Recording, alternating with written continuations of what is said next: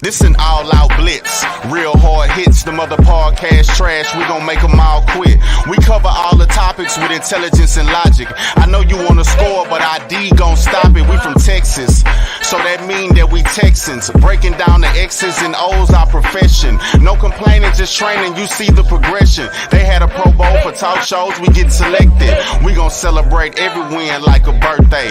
Ray J with the news, first with all the updates. Spin move on the competition, yeah, we juking them. You not really in touch if you not tuning in. This is Crenshaw, Briggs, and VT. We want the touchdown, we not trying to go for 3. And it's best if you get up out the street, cause them bulls out the pen and they bout to stampede.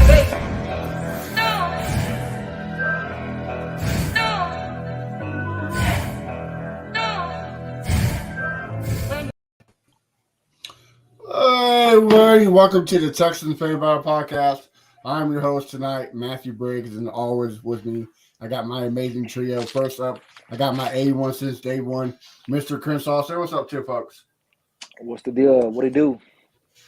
And always, we got the Space Legend on Twitter, pissing Texans fans off. We got Mr. VT. What's going on, guys? And guys, we got a special host today. If you listen to ESPN down there in Houston, you of course have heard her. We got Game Day OJ. How you doing, man? Hey, what's up, guys? Thank you for having me. Are you excited to talk some sports with us? I am very excited to talk some sports with you guys, and I like your group. It's a really eclectic trio. I got to ask you, A1 Day One, where do you live? I heard you say down there in Texas. So where do you live? I live in this horrible place called Kansas City. Okay.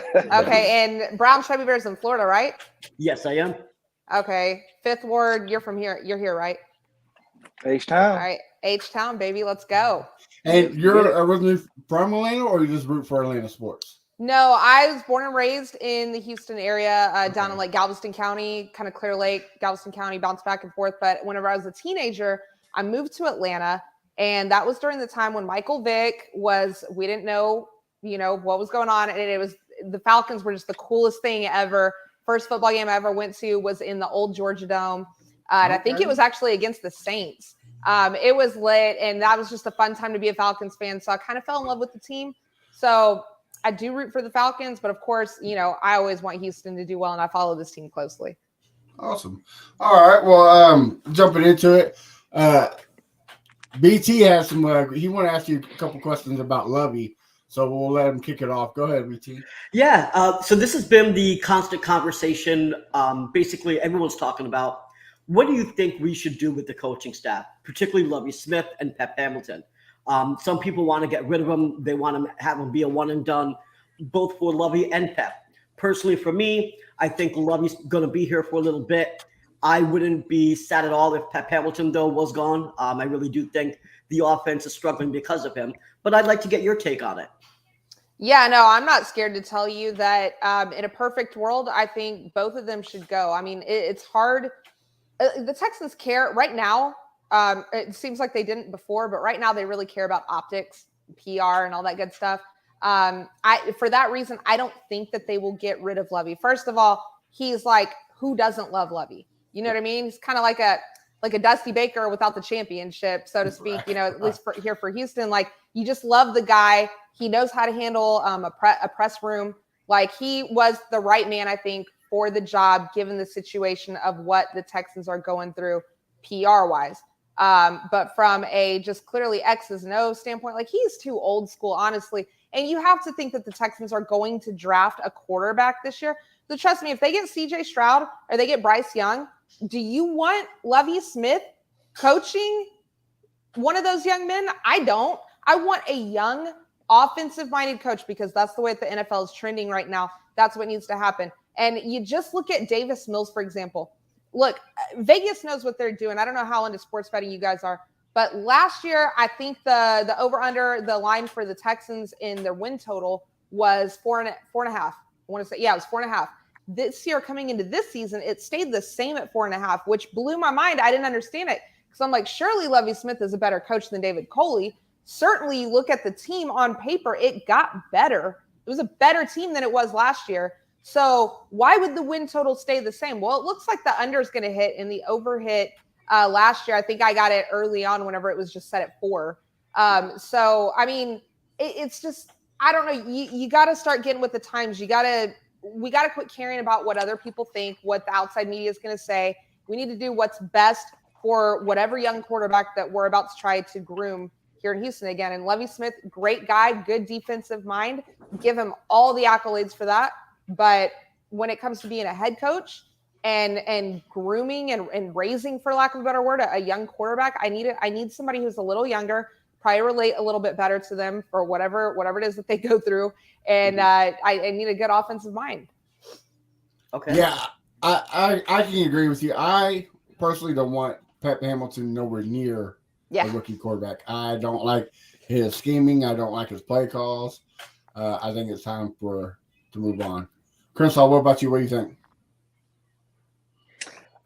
Yes, Pep and Lovey, they both can go.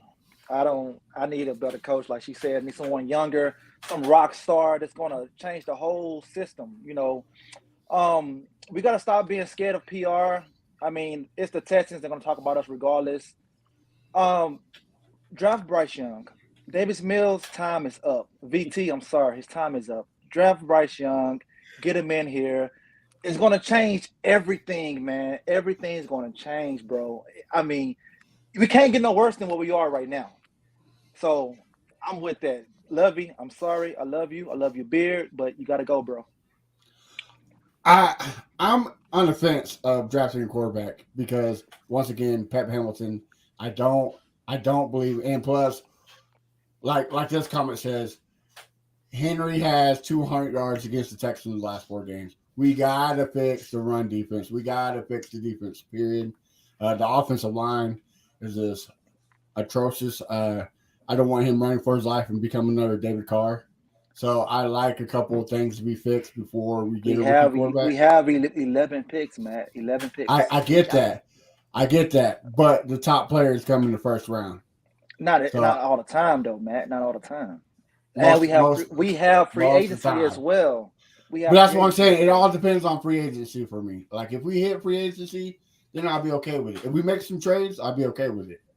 And if we get Pat Hamilton out the door, I'll be greatly okay with it. Like he has to. I'm about to change my Twitter handle to Fire Pat. Like I'm done. Like I can't do it no more. Look, this game against the Giants, first half, Davis Mills seemed to me like he was handcuffed, and then all of a sudden, the second half, he threw that interception in the end zone, but the first one that got called back for a penalty was a great pass, and then, so it's just like I'm done with the inconsistency from him, from Mills, and from Lovey. So I agree with her on that. Like they got to go. I'm disappointed. Okay, I got a quick question. What's easier to fix, stopping the run or a quarterback? Oh, what's easier to fix? I mean, look, there's a lot of good defensive lines and a lot of good play. There's a lot more good defensive players in the NFL than there are really good quarterbacks. Exactly. So the quarterback's the most important position on the field, and they can mask a lot of mistakes for a team. See it every single year what a good quarterback can do for a team.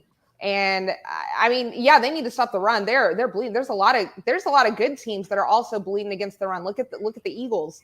We just saw that. Look at the Dallas Cowboys. They're giving up, I think, on average 144 yards per game this season on the ground. 182, I'm just trying to remember the numbers that I read. 182 in the last 3 games alone. Those are both teams that you expect to be in playoff contention at the end of the year. So look, and the Eagles, they got, they're tied for best record in the NFL. So with that being said, I'm not trying to put enough credence into what a good defense, what a good run stopping defense can do. But at the end of the day, you ain't doing nothing. You can stop the run all day if you want, but you don't have a quarterback. It doesn't matter. It really doesn't matter. We had a great run stop defense 2011, 2012. Did we have the quarterback? No. 2013, 2014. Did we have a quarterback? No. 2015, 2016. Did we have a quarterback? No. 2011. We've been through this. 2011, we did have a quarterback. He just got hurt. Okay, we had Matt Schaub. He got hurt. He got hurt in 10 games. You can't change my mind. If Matt Schaub was healthy in 2011, we'd probably go to the Super Bowl. He was having a hell of a year too. He was having a great year. That was when they stomped the Peyton Manning when he was a Bronco, right? Was he like newly a Bronco? I just remember watching that game and watching Matt Schaub just go ham on the Broncos, and I was a believer too. I was like, oh, it's Super Bowl year, but that Liz Frank got him. He was never the same after that. And in the Ravens, we had I think 4 turnovers and still lost by 7 points. So if we had a quarterback, I agree with you. I just don't want the rookie quarterback to get hurt by because the offensive line definitely needs to be fixed, especially in the interior line. I know Kenyon Green will improve on his pass blocking, but Can is terrible. I don't care who you got in center; they're both trash. And Howard, to me, has been very suspect. One game he's good, the next game he just lets the guy. He's just playing Ole defense. Just has that red flag out there and letting them go right by it and getting to the quarterback. So I know I'm sad. I'm tired of being a Texan fan already. You look deflated. I'm sensing I feel your struggle coming through the camera right now, coming through the computer. But look, let me also offer you this. As far as I get that you don't want. It's like why draft a young quarterback? They're going to come in. Like a lot of a young quarterback's development is the protection. It's also the continuity and the people that they have around them, every day in the building. There's so many, like I just look at Ryan Tannehill, for example, right? The dude never had consistency in his career, whether it be health, coaching changes, all that good stuff. And then he gets, I don't want to act like Tennessee is like the standard of success in the league for well-ran organizations, but they did kind of revive him I've seen games where Tannehill's been clobbered and he's semi-mobile, right? He was a wide receiver in college. But my point is there's a lot of things schematically that I think a really good offensive-minded coach and coordinator can do to mask a lot of issues on an offensive line, albeit whether it's Dameon Pierce and the threat of the run, play action. Look at Shanahan. Look at Kyle Shanahan. It's like my favorite offensive-minded coach. What he does with the zone blocking. We saw it here in Houston with Gary Kubiak. It was never about offensive line. You get the ball out quick. You have an effective run game. I feel like you can schematically scheme up a lot of things to really put a young quarterback in a better position. I'm telling you, if we draft a quarterback, like it can't be Lovie Smith. So I understand your fear if those two have to be married together, but if they don't, we can take them apart. It could be Lovie. It could be Lovie Smith. I just don't want Pep because obviously Pep is the guy at the helm. That's who I don't like. If they go out and get the offensive coordinator for Detroit or somewhere else and pick up a guy, I'd be okay with it. Get Kubiak from Denver, bring him back. I would love to see the zone blocking back in Houston. I just don't want Pep. I know everybody has hope in him because of what he did with Andrew Luck and Herbert, but that project's done and over with. It's time to move on. So, can I say one more thing here about this? So, Rachel, just so you know, my strategy is not just to keep Davis Mills forever. I think, first of all, we found a diamond in the rough, and we weren't able to basically coach him up and basically ruined him. So what I do think that we need to do is, unfortunately, as much as I hate it, because I would have loved to have found a franchise quarterback with a 3rd-round pick. But if we can't do that, I still think that Caleb Williams, for example, is one of the hottest prospects out there. Seeing him both in Oklahoma and USC definitely excites me. Bryce Young, for example, he's undersized.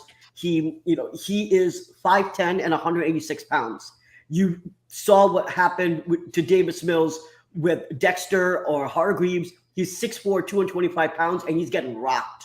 What is a 186-pound dude going to do? He's going to be an IR for his career. That's what I'm afraid of. C.J. Stroud, very accurate. However, he's also in the best position nationwide. He has 2 of the best receivers in the nation. He has an O-line that can keep him upright for 5 to 7 seconds. His receivers get a step or more of separation, like 70%, 80% of the time, and he throws to his first read more than 70% of the time. You put him in a situation with our O-line, our Walmart or Family Dollar receivers that we got over here, and he's going to look like Davis Mills. So my strategy has been to build up the team, fix the D line, fix the O line, get another receiver, and then in 2024 get your franchise quarterback Caleb Williams to take us to the promised land. What do you think about that strategy? Well, I can tell that you've thought it out, and so I applaud you for that. The only thing that I would say there is that you're really banking a lot on, first of all, being able to draft him in 2024. Second of all, that he's not going to have some crazy injury happening to him. You're banking on a lot of things. 2024 that's a long ways away. I'm not good at math, but I think that's 2 years away. And in football years, to me, that's a long time. If you feel like Bryce Young, and I'm not even giving my personal opinion yet, but if I'm Nick Caserio, if I'm the Texans organization, and I feel like Bryce Young or CJ Stroud or anyone else can be a generational talent, can be the face of a franchise, if I see any similarities, between Bryce Young and Deshaun Watson, like hopefully not the off the field stuff, but I'm just talking X's and O's on the field, then you have to get that guy right now because you cannot guarantee that in 2024 you are going to be able to get these guys. And I don't expect that in 2024 the Texans, under Davis Mills are going to be some sort of Super Bowl contender, and they'll be drafting at the end of the first round, so they'll have to mortgage the future to draft. I'm not saying that, but you just don't know. There's too much of the unknown for me to bank my multi-billion-dollar franchise in a city that is quickly losing their interest in. I never thought that Houston, Texas would care less about professional football than the feeling that I get from fans right now. Like, the Astros are winning. Okay. My alumni Houston Cougars, they're good at basketball. There's other shows in this town. And the Rockets, they don't play any defense. They're not great right now, but they got a young core that you have. I personally think, in a couple of years, they're going to be great. And they're fun to watch right now offensively. So I'm here for it. The fans are there for it. If you're the Texans, you need to make moves, and you need to make them now and be aggressive. And also, letting Jack Easterby go. Great move, because you know what that affects? That affects our ability to get free agents in the future. Beforehand, if I'm a big player and the Steelers want me, but also the Texans want me, where was I going to go? Oh, the Steelers. They have, the Rooney family is a great organization. We know that. Coach Tomlin has been a pillar of success and a rock of stability in the league. The Texans, what do I know about them? They're just going through coaches. GMs, they let their head coach be the GM for a little bit. They've got all kinds of issues. And then you have Jack Easterby. No, but now you get a young quarterback, a promising young quarterback.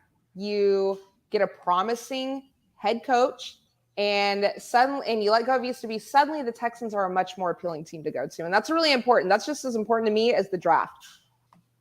All right. Hard to disagree there. Before we move on, we got a couple comments. Speaking of the Titans, I pray to God y'all don't get Bryce. Tighten up. It sounds like he said eat some mayonnaise. Weird. He said, goddamn, everybody getting fired on the Texans. Clear the house. Bring back B.O.B. I'm good. I'm good on that one. We got a Davis Mills believer. Davis Mills Mafia. Yeah, just to have faith. Before we know we're going to have you for a short time, so let's kind of jump into the game this week against the Giants. What was your take on it? I mean, honestly, if I can just be frankly honest with you, I was kind of surprised that it was as close as it was for a while it was. I just expected, I have Saquon Barkley on one of my fantasy teams. And so I was like, oh, I'm about to feast today because, as we've talked about already, the Texans' run defense is no bueno. But, it went honestly how I thought it would go. I do think, though, that if the Texans had a better coach and offensive coordinator in place, I think they would have won that game. A lot of these games this year, I've gone, man, if we just got kind of average quarterback play out of Davis, if Davis Mills played this year like he played last year, I think we would have won some games. The regression is real. I guess that's the biggest surprise to me, though, is that it was close, like it was for some time, and that the Giants are kind of a surprise team in itself for me. But other than that, I mean, I knew the Giants were going to run the ball on them, run the ball down their throat. You know, you had to know that coming in. To me, the Giants, they have a okay roster, but not a great roster, but they have a great scheme, and I think that's where the success is from. I believe the offensive coordinator is Kafka from the Chiefs. Mm-hmm. Great. I think he's going to be a head coach here soon. Great offensive coordinator. I agree with you. The whole podcast agrees with you. We should have won more games than we lost. Like the Colts game, we should have won. The Broncos, the list can go on. The Bears game. It's just bad offense. That's why I'm so can we just fire Pep now and let Ben McDaniels call the offense or something, like anybody but Pep Hamilton. I mean, I'd be okay with Crenshaw calling the offense at this point. Anybody can do better. Yeah, but, I just want to say, the Giants, we've been talking the whole show about what a good offensive coordinator, and in my opinion, I think the other guys agree, what a different head coach can do for a team. Look at the Giants, for example. They were, I want to say, when preseason roster rankings came out, they were neck and neck, side by side, bottom of the barrel. The Giants were predicted by the experts, bottom of the barrel, right next to the Houston Texans. Mm-hmm. Look at what the Giants are doing right now. They're going to make the playoffs, and they're solid, and they have a really, what are they, 7-2? I think 7-2. I think is their record. That's a good team. It just shows you what good coaching can do for a team. That is what the Houston Texans need to start with. That's where it starts. I 100% agree. I'm already getting my Christmas list out. They send to Santa, please send me, Gannon, Johnson. I'm over it. So, Chris, I'll send to you. What was your text on the game? Like I say, coaching. I'm picking back off what Miss Rachel said. Look at the Jets last year. Had the same record as the Texans. Them this year. Coaching matters, bro. That's something that we have to get. I feel like the game was good. The first half, Davis Mills, 35 yards. That's unacceptable. Got to get better at that. He's had 2 games where either the first half or the second half, he's 50 passing yards or less. Yes, Damien, that hurt. Yeah, the touchdown got called back. That hurt as well. But if Mills played better in the first half, we want to be in that situation in the second half. I'm not gonna put all the blame on him. Yes, the play calling is bad, but he also got to see the right reads. He had what's your boy name? Brandon Cooks for a touchdown. He checked it down to Chris Moore. He dropped the ball.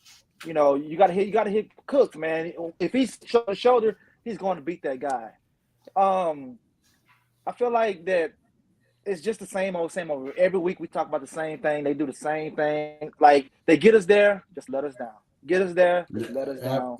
Live on Texas. Right now, I'm not mad. I'm not mad about the I'm not mad about the losses because I want the number 1 pick. So that's my take right there. Before we jump on to BT, this comment's for you, Miss Rachel. Falcons mug. What is this? The 28 to 3 podcast? All right, Samantha Hornet. Thank you very much for throwing shade. I hear it all the time. And March 28th is my least favorite day of the year because that's the day that everybody sends me all the memes. I get it. They will never get old to the rest of you. They have been old to me for years. Guys, stop it. Come on now.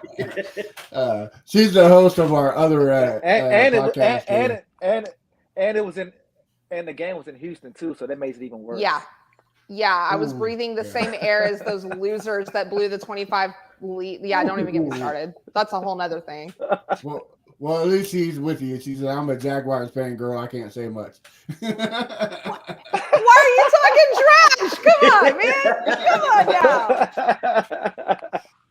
Yeah, you can catch your crying real tears on Monday nights with the AFC South fan battle. But BT, I kick it off to you. What's your thoughts on it? So I'm just going to start with the weather first, and say that it was cold. But when I went there, I put on thermals, and let me just tell you, if I didn't have Manscaped, my balls would have been crazy sweaty. So just a little shout out to Manscaped. use code Fan Battle and get 20% off and free shipping. But just to say that it was hot with all the thermals that I have to wear. I will say the first quarter was really quite depressing. Dave, I think we had negative offensive yards, honestly, the first quarter. Mm-hmm. It was just like, what are we doing? It was horrible. So the Giants actually started off quite quickly. You know, they scored very quickly. We kind of had a couple shots, didn't really do much with it. The second quarter, we kind of started with more with the run and stuff. Still didn't get anything going. Second half, hey, here we go. We got to score. You think we're in this because the Giants really aren't that good of a team. They just barely got on the board. So we were in it, but we still couldn't get anything done. And really what it comes down to is when I said we had Family Dollar receivers, that's really what we have going on here. Believe it or not, as much as we all want to hit on Davis Mills, he has elevated Chris Moore, something we were talking about earlier today. Chris Moore hasn't had a touchdown since 2019. He comes here with to the Texans, and all of a sudden he's catching tutties. Philip Dorsett. Who thought Philip Dorsett was going to be relevant again? Last year, he made Amendola relevant. Anyway, getting back to the Giants game, though, basically the entire time, it was ridiculous play calling. It was a lot of checkdowns, a lot of dink and dunks. There wasn't really any large throws besides the end zone interception. That's really all that was. I was with two other friends, and one of them who'd never seen an NFL game before, and said that it was a boring game because basically neither Davis Mills nor Daniel Jones actually threw a lot. It was great to see Pierce have a couple runs. I like that. Didn't like the fumble, but did like most of what he did. The bottom line was that, in my opinion, that game was lost by the play calling more than anything else. Not even that end zone interception. Yeah, that was bad. He gave so much time for the defender to get right underneath it. That was a bad throw. But bottom line is, Davis Mills even said what was wrong. What he said it in the press conference. We were too conservative. We started out conservative, and then all of a sudden we're like, oh no, we're down. Now we have to try to get back up again. No, start out that way. And what did he say? This is what we should have done. Play like you're already down by 2 scores. Yeah. Start that from the moment that the kickoff starts, and maybe you can win a game. And I put this loss solely on Pep's back. Yeah, I don't disagree with you at all. One of the things that has bothered me about the Texans this year is that I wish I had the numbers in front of me. I'm sorry, my lack of preparation. I didn't pull them up so that I could do this. But I know that last year, Davis Mills was one of the most accurate quarterbacks on deep passes. And I don't remember if that's like 20 yards plus or 30 yards plus, whatever it was. But that was kind of his bread and butter last year, and he had just as good of a season as Mac Jones, just not as many wins, for all the rookie quarterbacks coming out last year. But I don't understand, in knowing that, why don't they turn him loose a little bit more? And I'm not saying it's not Brett Favre out there, he's not a gunslinger, but he did that well in college. He did it well his rookie year. We don't let him throw the ball down the field very far at all. And you got speedsters on the roster, like dudes that can get some separation. So I don't understand that. And then from a defensive perspective, I was talking with one of the guys at the station about this earlier this morning, that why is, like, you look at the Giants receivers, who on that roster are you scared of that you got to have Stingley Jr. playing zone instead of man? Like, I don't understand that at all. Like, and if nothing else, like, what do we have to lose? What do we have to lose? Give these guys some assignments. Davis Mills, go for it. Go for it. Use your legs, throw it down the field. Stingley, man-to-man on Slayton. Let's go. I want to see what you can do. And if nothing else, think of it as boot camp, okay? You can go, make a fool of yourself or not. I don't know. But I didn't understand that at all whatsoever. There's a lot of question marks. To me, that Petrie missed tackle that led for his touchdown, that was all on zone. Like, the play is to keep everything in front of you. Well, Petrie's the only guy there. He missed that tackle, and there he goes. A big yardage that should have been nothing. They need to quit the zone. I know that's Lovey's bread and butter. He don't have the personnel. He needs to quit. Just man up and blitz. Why aren't we blitzing? I don't understand. It needs to happen more. My only take, we kind of hit it, but to me, it seems like every time we're on third down, Pep Hamilton goes up to the other sideline and says, hey, guys, what would you call on third down? And they know it. Like, it doesn't matter what team we're playing. They know what we're running third down. 3rd and 1, the blind knows we're running up the middle. It's just switch it up. I'm tired of seeing it. And, I'm just over the conservative. And he, like you said, he's good throwing the ball. Let him rip. What's the worst he can do? Throw an interception? I mean, he's already doing that. So why not? Why not try to let him go? So, Rachel, we know we'll have you not much longer. So, give me your thoughts on the game coming up against the Commanders. Well, if I could tell you this, if I was a betting woman, and I am, I'm going to take probably, I don't know what the spread is right now, but I would take the Texans to cover. Do I think they're going to win this game? Probably not. But do I think they can cover? Yes. And it's mainly just a gut instinct that I have based on, whenever an underwhelming team has a really big win that they shouldn't have won one week, I feel like the next week they come in and they're usually, I don't know if they're worn out. I don't know if they've been too high on the success of what just happened. But, the Commanders, they show that they're a good team and they show that they can run the ball really well. And that's obviously, we've talked about it ad nauseum, that's a weakness of the Texans. I also think that Taylor Heineke, while I don't know if I can say if he is a better quarterback than Carson Wentz, definitively, I do know that the team likes him better. And I do know that they're playing better for him. And I know that they're excited about him. And I know he's a little bit hungrier, seemingly, than Carson Wentz. And then, there's the whole other aspect and narrative that I hear a lot of people locally talking about. Is it revenge game for Ron Rivera or not? Like, I don't know. I do expect the Commanders to win. I expect them to run the ball a lot. But could I see a world where the Texans win it? Absolutely. I do, especially because it's at home. So they just seem to put up more points at home. They just look like a better offense at home for whatever reason. I mean, obvious reasons, but it's weird for the past 2 years, like how lopsided it has been, at least statistically. So, I mean, I could totally see them just being so high off of beating the Eagles. I mean, that was a fun game to watch. I loved it. Just overlooking the Texans, right? Yeah. Yeah. And they shouldn't because they're not good enough to overlook anyone.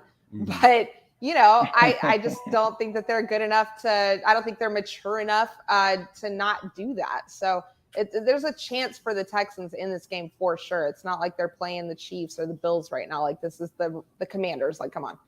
Right. Yeah. Right. Well, before we let you go, do you mind if we ask you a couple questions? Yeah, absolutely. Well, my question to you, it could be like Davis Mills turns around and throws for 30 touchdowns or anything. What's your hot take of the Texans for the rest of the season? It could even go into the off season. Like, it could be they pick up Lamar Jackson. Like, what's your hot take? That would be sick, wouldn't it? No, hot take. And it pains me to say this because I am an Atlanta Falcons fan. Go and get you some Sean Payton, Nick Caserio.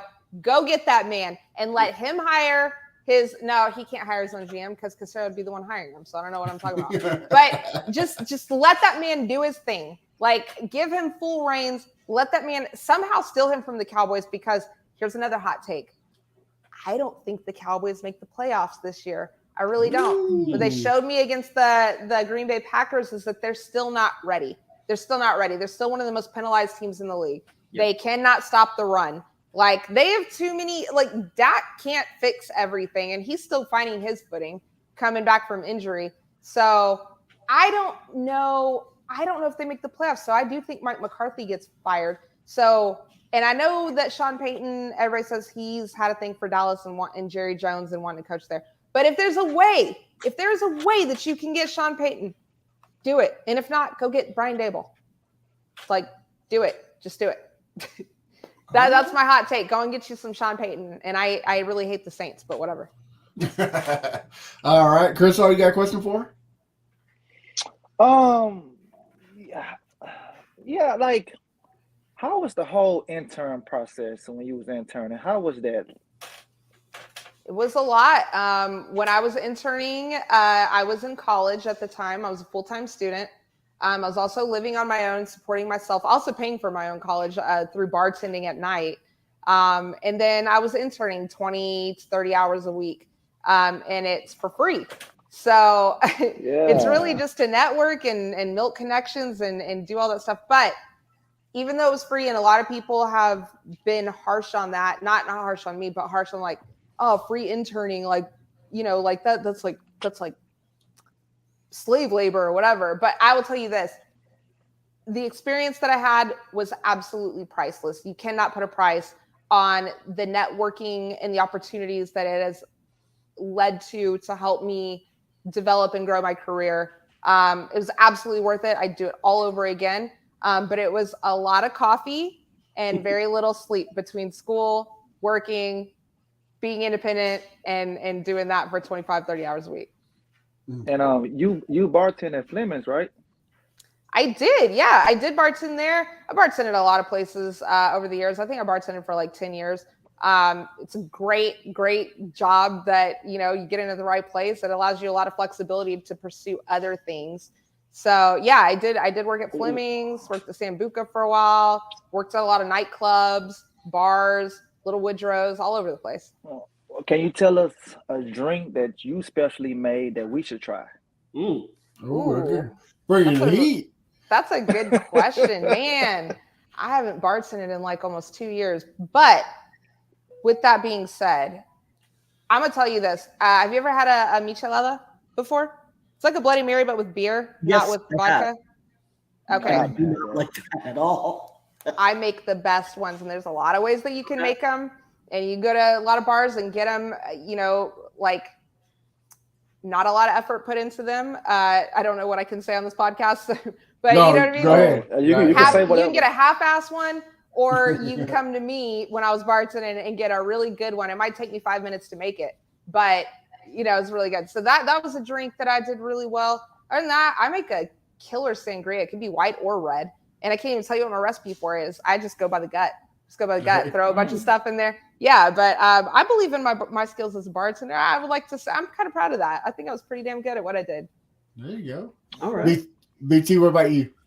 So my question is, you've done quite a few things, but I'd like to know if is there a single moment or single decision that you think really changed the direction of your life, your career, and doing what you're doing right now? Ooh, that's a really good question. I'm sure there is one. Probably once we get off this podcast, I'll think of a much better answer than what I'm about to give you. But okay, so Sean Salisbury, right? Host of the Sean Salisbury show on Sports Talk 790 locally here in Houston. He used to be at ESPN where I was interning, and I used to always intern on him, and he used to do a show with John Granato in the mornings. And then in the evening, he would do a TV show from like a TV studio kind of for beIN Sports at the station. And anyways, point being, I interned on both of those shows, developed a good relationship with him and his crew. And fast forward to later on down the line, he kind of sporadically out of nowhere, I don't think anybody knew it was coming, left ESPN to go to 790. And there was a couple of months period where like, we didn't really talk so much outside of like Twitter, like tagging each other and stuff or whatever. But I had established that relationship with him. Now, all that being said, during this time, I'm being courted by a radio station in Green Bay and excuse my dryer going off. I'm sorry if I heard that. A radio station in Green Bay, Wisconsin, and also one in Miami. And I was literally about to sign with Miami. Like I was already starting to look at apartments over there, everything, because obviously like Miami over Green Bay, right? But Miami didn't pay as much as Green Bay did. And the cost of living in Green Bay is way better than it is in Miami. But anyways, I digress. I was going back and forth between all that. Didn't want to leave Houston. Was really upset about having to leave my family. My grandmother was sick at the time. I really was struggling with like, do I take this opportunity and run with it? Do I stay here and say, no, you guys, like maybe later on down the line, which I know would make them cut ties with me. I wouldn't get that opportunity again and just hope that somebody else comes along. With that being said, I'm literally getting ready to fly out to Miami to go meet with them like tour the studio and sign on the dotted line with a contract. And Sean calls me up one day and he was like, hey, don't go to Miami. He's like, I'm going to keep you here in Houston.